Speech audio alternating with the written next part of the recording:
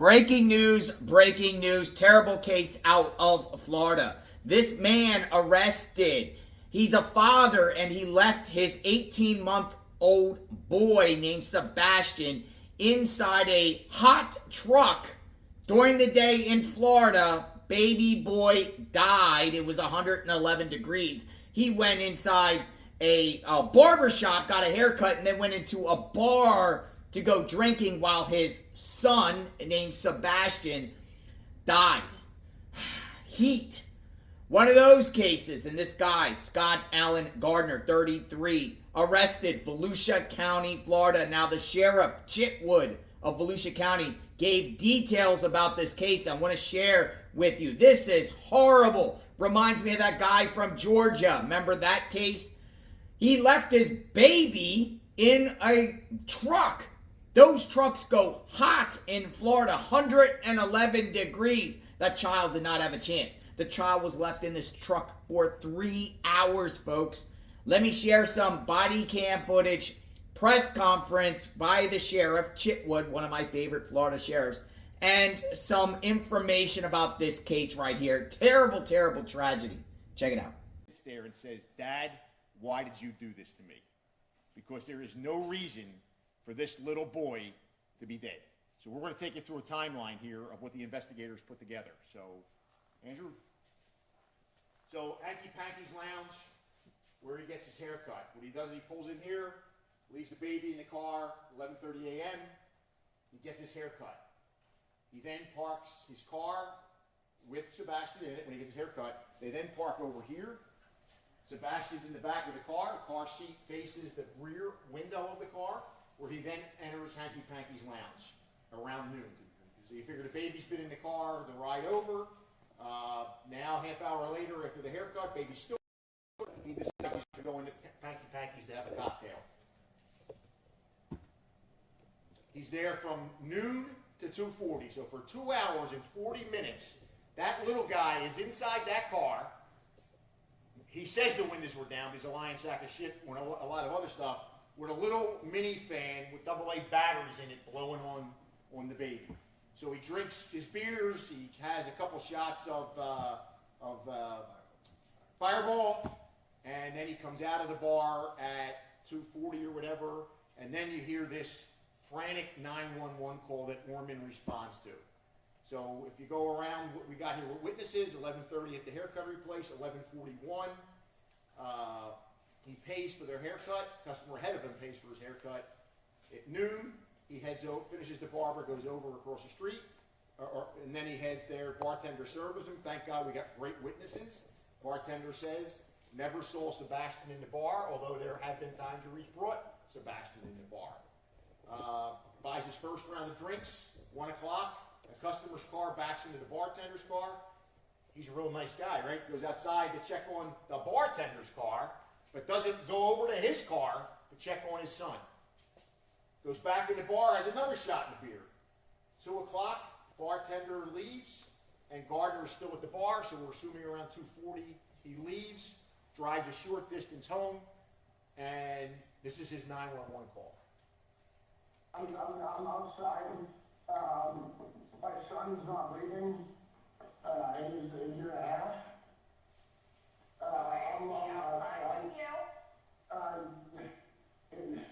Oh my God, he just had his eyes open. Oh my God. Okay. Which is a lie. Okay. How old is he? A year and a half? Okay. Is he breathing? No. Is he? You don't see any chest or anything are falling?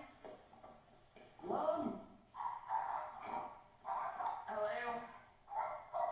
he's not breathing. Listen to me. Hello. I came the highway.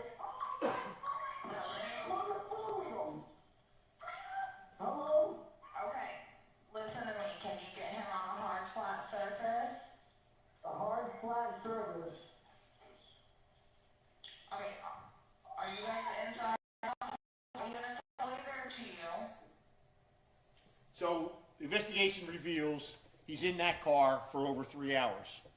When the Ormond Beach police officer arrives at 2:49, he can't do CPR because the baby's in rigor mortis. The hospital says the baby's temperature was over 107 degrees when it arrives at when the baby arrives at the hospital. But the way your body cools, the nurses estimate that the highest temperature of that car was 111 degrees with that little guy in the back of that car seat. And then if you watch the body camera footage, which you can't show you inside the hospital, not only did he treat the Ormond Beach Police Department like pieces of shit, he treated the doctors and the nurses, the staff in Advent, like pieces of shit. So this guy is nothing but a piece of shit. And as I said earlier, I pray that his son is constantly in his vision asking him, Dad, why did you do this to me? There's no logical reason why this little guy is dead. But it gets better. Father of the year, baby's dead, investigation is going on. What does he do? He picks up his mother and they go back to Hanky Panky's for a few more cocktails, and they're there until almost midnight. Now, I don't know what anybody here thinks or anybody can have sympathy for somebody like that, but my God, all of us that are fathers and grandfathers and mothers, and how in the world can you be just so messed up that you would allow your child to sit back there in Florida in 90-degree weather, walk outside and check on some car and never go near your son? Never. I don't think there's a penalty on this earth that could ever fit for the crime that was committed here. It absolutely shocks the conscience for this, that this even happened. There's no reason whatsoever. So the investigators are here. Chief Godfrey's here. Anybody has any questions, they're the ones that are going to answer them. Yeah, go ahead.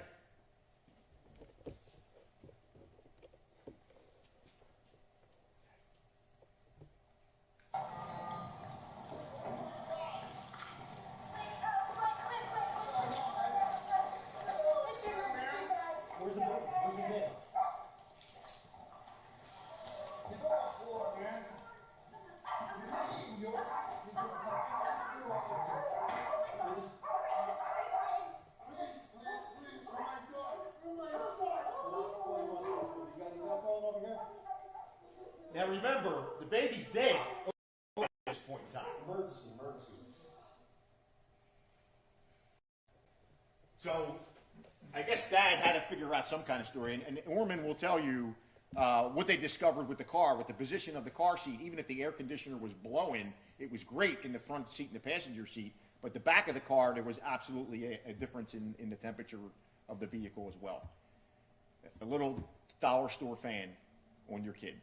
So any questions, these come on up, gentlemen, come on up. And any questions? These are the investigators that worked it. You know, I liked yesterday that we with Ormond made sure that the Ormond Beach police officer who was the first one to arrive at the scene was the one to put handcuffs on that piece of shit. So the fan was on, there was a little fan on, and which one were is the one? windows down or anything like that? So, Good. he told us. Can you step to the microphone? Yeah, sorry. Say who you are. From what I know is the vehicle, the windows were down, the car was not on, no AC, and the child's in the back of the truck, rear-facing seat with a fan that went towards him, but not, it wouldn't have been like right on his face. Did he own up to this ever, or did he say he just forgot the kid was back there? No, he did eventually. He owned up to it in an interview. There were information that the Ormond Beach Police Department was able to obtain, some facts and statements, and when confronted with this, he did ultimately confess to his actions. Can we have your name and title? Yeah, I'm a detective, Sean McGuire. S-H-O-N. Where's the mom in this story? So the mom and dad are not together. Mom lives in another county, and he actually has the custody, but not officially, but he's taking care of the child. And his mom, I know the sheriff mentioned that they went to drink at a bar. Did she, I guess, know about what happened? Do you expect like additional charges at all? No, my personal opinion, I don't feel like she knows what happened. She actually sat in on an interview with him when I interviewed him, and it looked like it was a shock to her and some of the statements that she made. So he literally drove the child back to his house before he called 911. Obviously, when he saw something from the bar, he didn't call 911 from the bar. No, he didn't call from the bar. It looked like he called. So the bar is what, a mile from his mom's house. We have some stuff that like video surveillance that captured him passing, which matches up with the 911 call. So it was roughly 2:43. He's on his way, leaving the bar, going Well, towards with his the timeline, house. it was probably the child was already in distress when we got back to the car. Oh yes, yes, Child was already dead. yeah. The child was When he dead. left the bar, He got in drove, the car. the child was dead, he drove the dead child home, then called 911. That's what I'm saying, if you listen to what he says about, his eyes were opening, his eyes weren't open, he was dead. You wanna jump in there, with the original Yeah, he's investigator? So with the death occurring likely at Hanky Panky's based off of the information that was provided to us initially by medical personnel at the hospital, the child would have died between probably 1 to 2 hours before 911 was ever called and before he drove to his mother's house. So he literally drove from the bar home with his. Drove to his mother's house. To his mother's house. Can you explain that? So to my best understanding, I don't know if he told you all anything different, he drove from Hanky Panky's. The residence of the defendant's mother is relatively close, like 1 to 2 miles from the bar. And so he drove from the bar, called 911 at some point en route to the mother's house. That lines up with the surveillance that we already have showing about when he would have been leaving, 911 call and all that, because it's 1 mile and he called at what, 2:45. Yeah, 240. So the suspect here, he lives with his mom, or? He lives alone with, or he lived alone with Sebastian at a different location. Sheriff said he went back. Is this while the charges were pending? He went back to the bar. Well, these guys were doing their investigation. Him and his mother, who, and as Sean said, really wasn't aware of all the facts. They go back to Hanky Panky's, and I think they're there for 4 or 5 hours drinking cocktails. I do want to say, though, these guys did a phenomenal job. They rounded up. People were giving us information. There was no, we're not going to give you information. They were giving us everything they could possibly give, which made the investigation, I think, run so much faster to get to where we are now. Were those people that were given the information, once they found out it was a kid, did that make it easier because they were, concerned about the child? I'll let them answer it, but I think Sebastian had been in that bar, Hanky Panky's. They let him in there with the child. So they all knew the little guy. Did any witnesses ever share maybe what was the mother and the father's, I guess, vibe once they went back to Hanky Panky's after the child had? Go ahead, you interviewed the dude.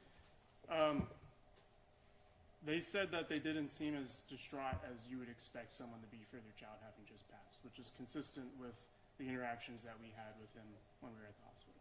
Being that he had taken his son into Hanky Panky's in the past, did he say why he didn't do it this time? I couldn't do that at this time. It's definitely the death of a child is a senseless, tragic thing, but with this having been as preventable as it could have been, both between the bar and his mother's residence being so nearly located, Seeing that you guys said that he lived with the baby, were there ever, I guess, signs of negligence or abuse prior to this happening?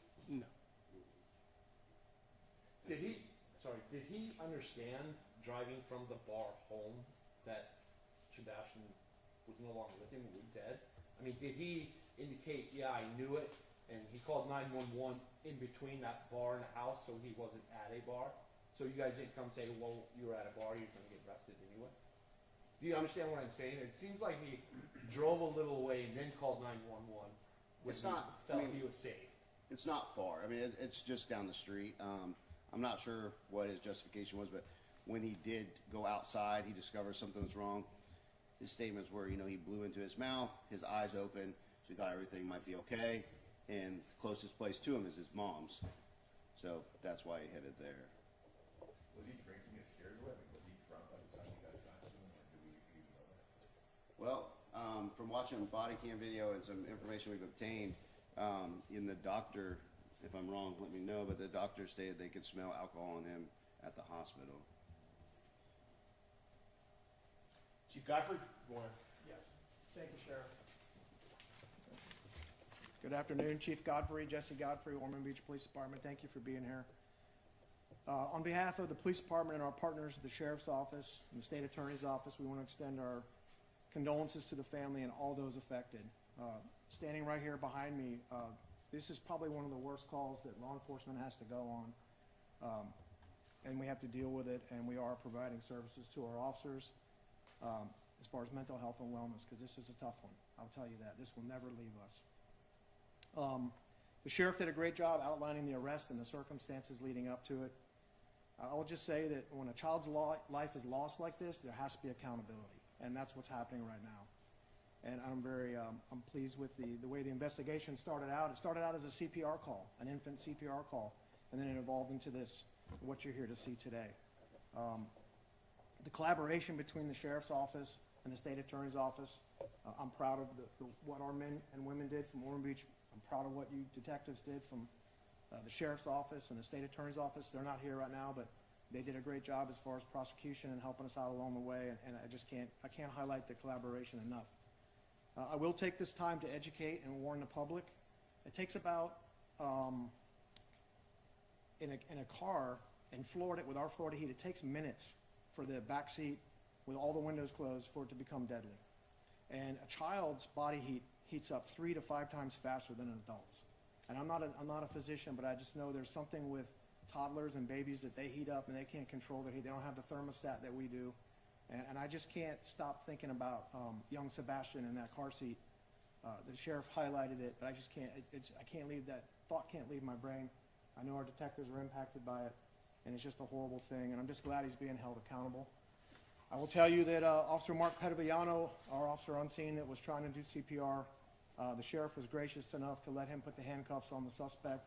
I texted him this morning, and I wanted to make sure he was doing okay. I stopped by the scene the day of the incident, and I wanted to check on him today, and he said it really helped. So thank you for that, Sheriff, and your staff, that whoever coordinated that. And again, child safety, that's our job. We're supposed to keep our children safe, and I just ask parents and guardians.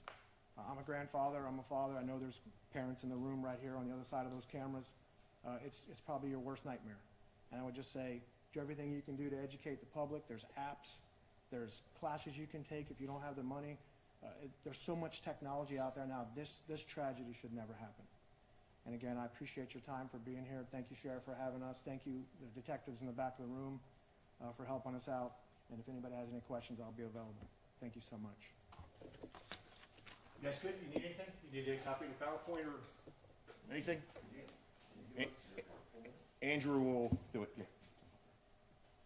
I'm Detective David Burnett with the Ormond Beach Police Department. David Burnett. David Burnett. Can you spell your last name? Burnett. And Detective McGuire, can we get your last name spelled? Just want to make sure that's right. McGuire. And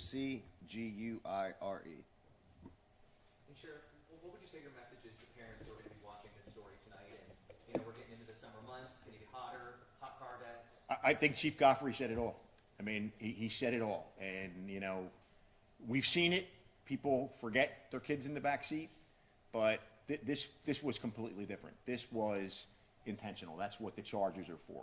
Anybody with a lick of common sense would say, why would I leave my child in the car while I get my hair cut and then go drinking with a little mini fan blowing on him and think that somehow is going to be a good thing, that's just going to end up perfectly. But what they don't get into is the original story, because there's always the lies, right? The lie of, oh, we had this great day, we were at the playground, we were doing this, we were doing that, and yeah, you blew CPR and his eyes open. He was dead. He was dead. And it took him a while to come off that story. Even then, he knew, and he wouldn't even come off the story and say, I messed up, this is what I did, I killed my son. Till the very, very end. And then even then, I don't believe he was exactly truthful of everything that happened. But it makes you wonder how many times he actually did do this, because it wasn't the first time, in my opinion. He's done it other times. This is the first time that Sebastian died from his actions. So you guys told you a different story initially? What he tells them initially is this all was good with the world, and this is like a Sid's death if you read the interviews. But when you get the medical report and you realize the little guy was dead.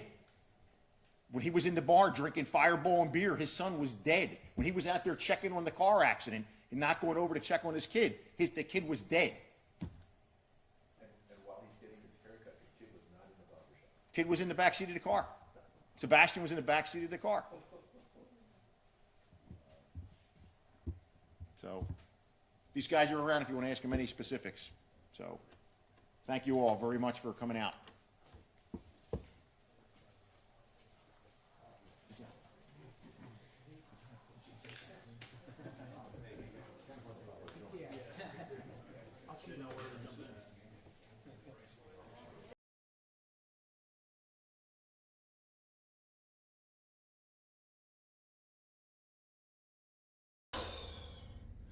This should be a death penalty case.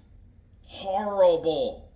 Horrible. This guy's going to spend a long, long time in prison. But man, this is a reminder, folks. Don't leave any children, elderly, anyone, pets, anyone in a vehicle in Florida in the day. And don't leave and keep these individuals in a vehicle because bad things will happen. It's horrible. So we'll be covering this case extensively on JLR Investigates following his court proceedings. I see a life sentence on this. Would it be the death penalty? I'm not so sure considering the charges, but we shall see about this case for sure. Monitoring the situation. Sub to the channel, like, hit the notification button. Protect your children at all costs. Protect the elderly at all costs. Protect the vulnerable at all costs. Protect the pets. I am JLR Investigates. We'll talk soon. Stay tuned.